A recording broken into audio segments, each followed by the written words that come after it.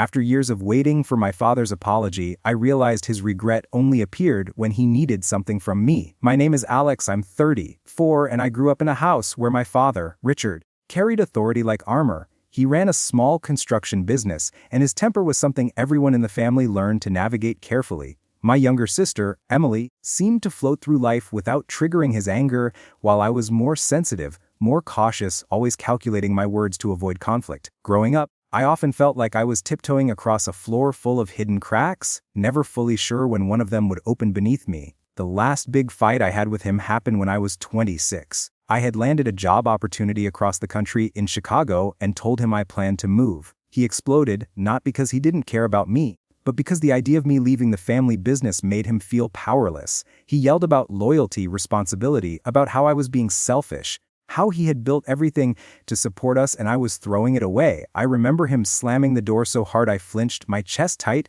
heart hammering, and I left the house knowing it would be a long time before things could be normal again. For years after, I kept my distance. Phone calls were short, awkward, strained. Every time I thought about reaching out, I would imagine him admitting he was wrong, apologizing for his temper, for the coldness that had shaped my childhood. I wanted that so badly. I wanted to hear him acknowledge the years he had hurt me without realizing it, to finally see the man I always hoped he could be. But the apologies never came, and I kept waiting, hoping that someday he would recognize his mistakes without me having to explain them. It started to change when my sister called one Friday afternoon. He'd had a fall at one of the construction sites, nothing catastrophic but enough to shake him up. My first reaction was complex, a mix of fear, resentment, and instinct. Part of me wanted to be there for him, to see if this event would finally trigger the regret I had been waiting for, and part of me wanted to stay away, to protect the fragile life I had built for myself in Chicago. In the end, I went. I told myself I needed to see him, to witness if he would finally express some real remorse, some real acknowledgement of what he'd done. When I arrived at the hospital, he was sitting upright in the bed, arm in a sling, a look of discomfort on his face. When he saw me, he muttered something that could almost pass for an apology. Almost, but not quite. I sat across from him quietly observing. It wasn't the heartfelt admission I had imagined for years, it was careful, measured, almost like a test.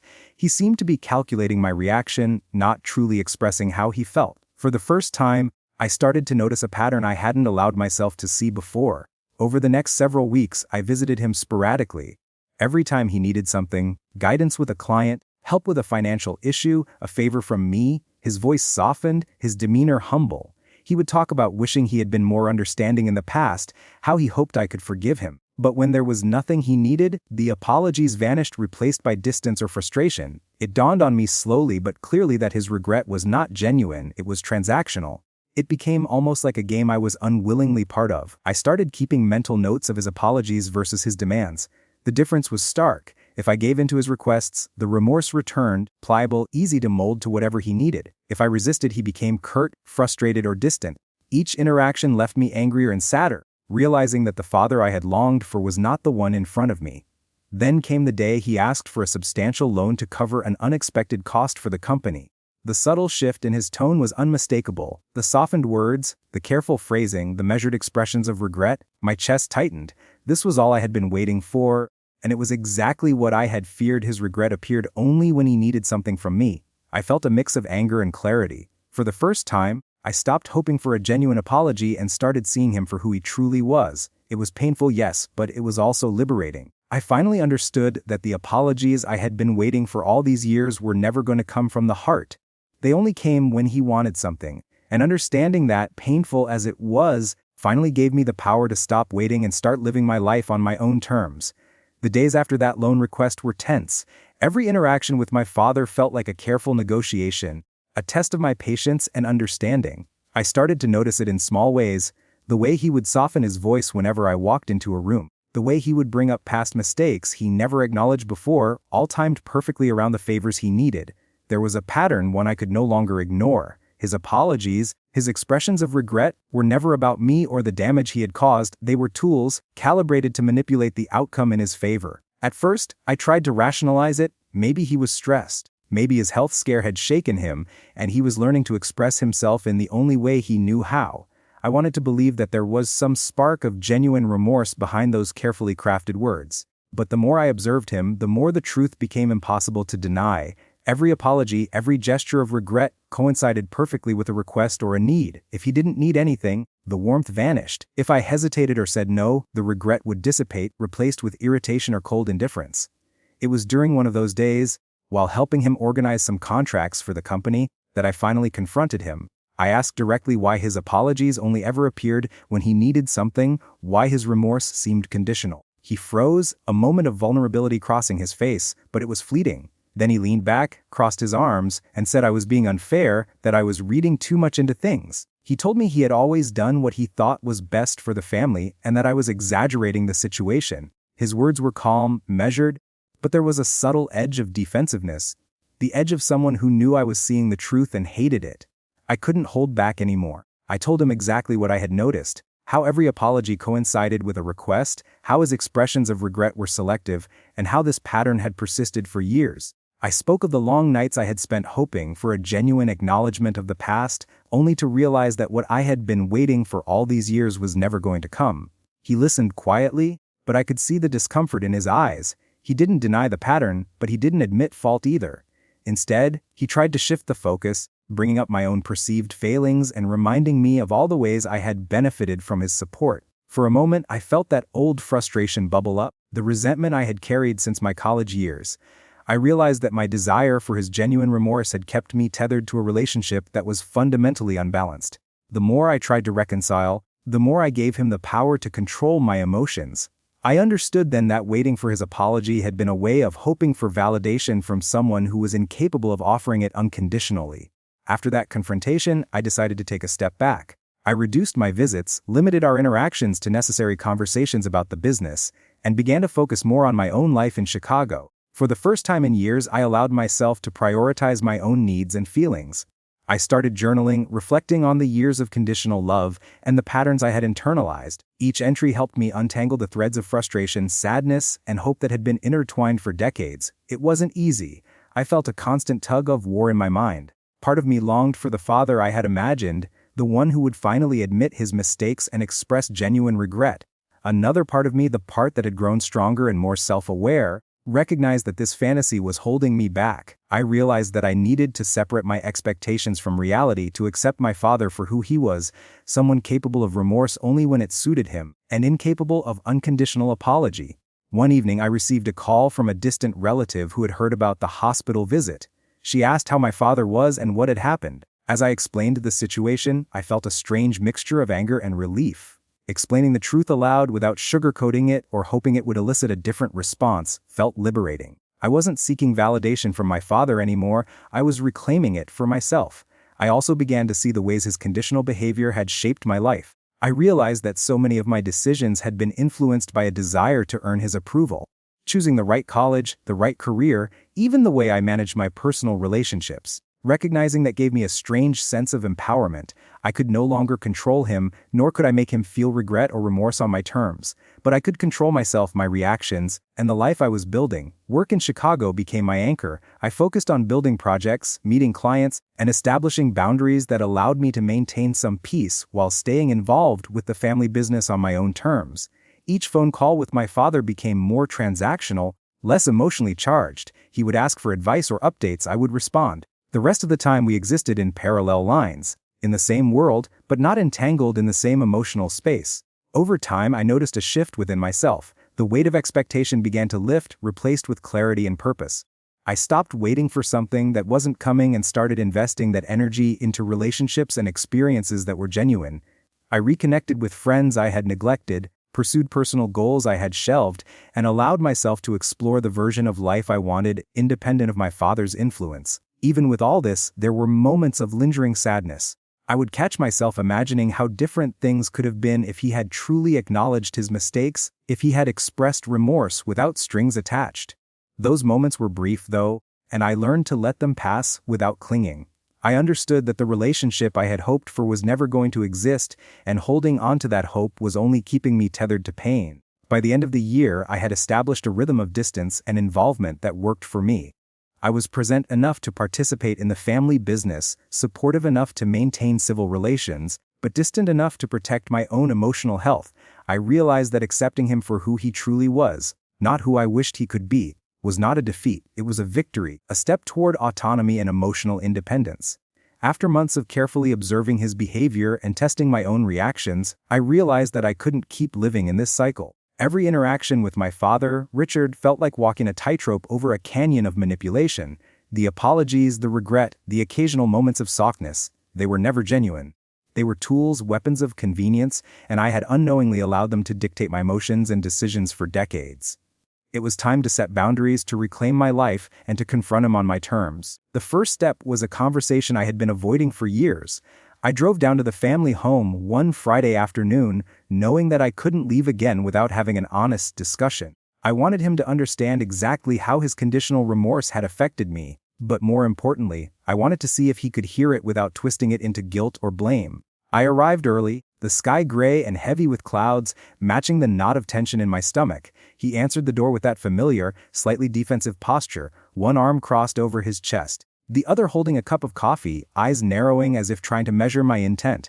I greeted him politely but without warmth, something I had perfected over the years. He raised an eyebrow, muttered something about how long it had been since my last visit, and I didn't reply. Instead, I stepped inside and went straight to the living room. I told him I wanted to talk about our relationship, about the pattern I had been observing, and about the ways his apologies only appeared when he needed something from me.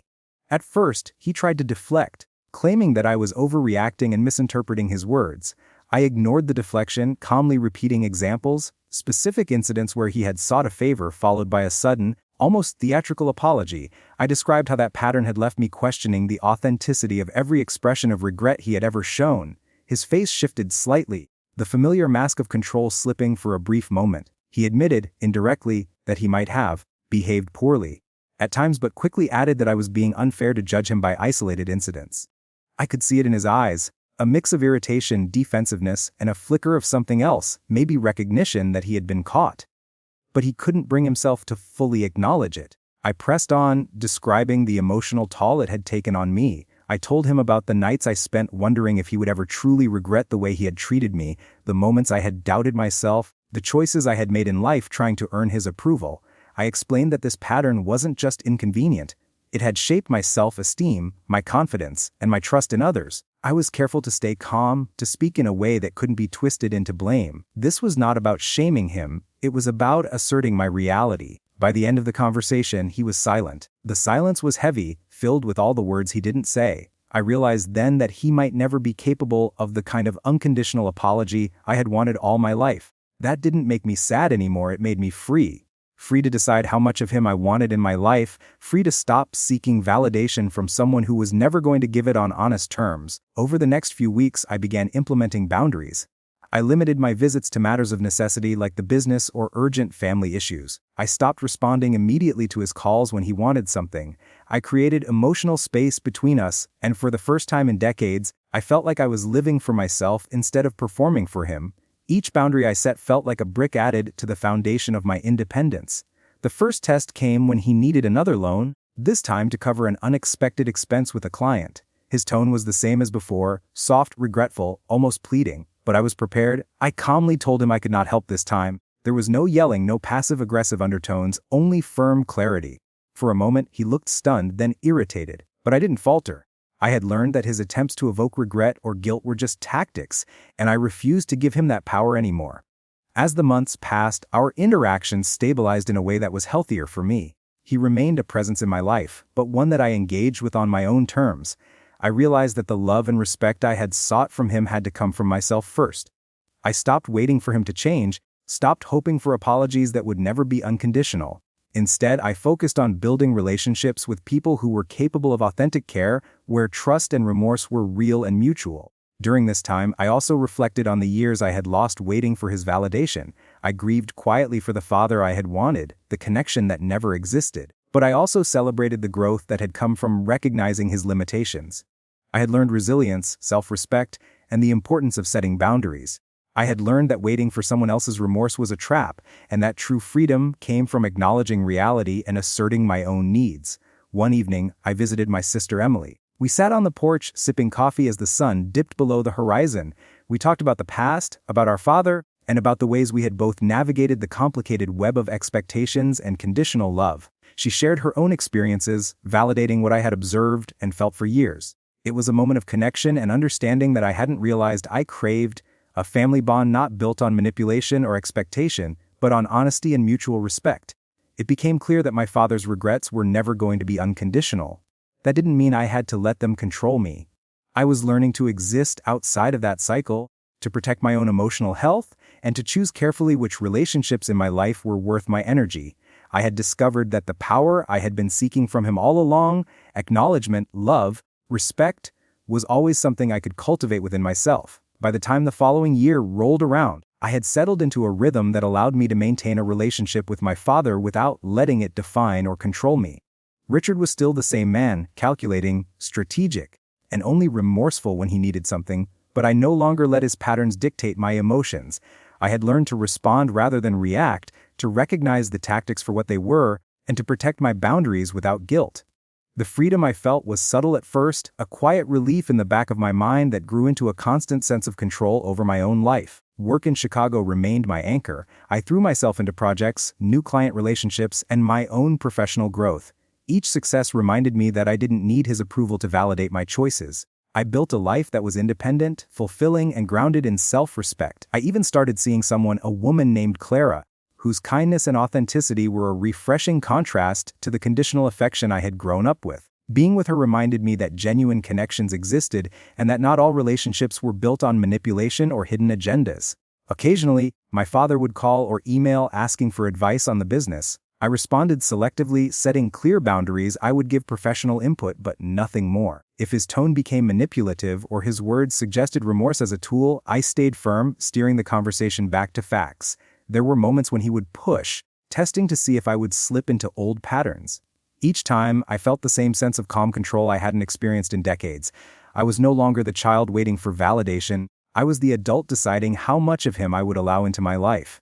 The biggest test came when my sister Emily called me one afternoon. She was upset because our father had tried to manipulate her into lending him money, playing on past guilt and regret. She was hurt, confused, and frustrated, and I recognized the same pattern I had endured. I calmly talked her through it, sharing my own experiences and the strategies I had developed to maintain boundaries. We devised a plan for how she could respond without compromising her independence or letting him guilt her. I realized that in some ways, my struggles had given me the tools to help her navigate the same emotional traps I had once faced.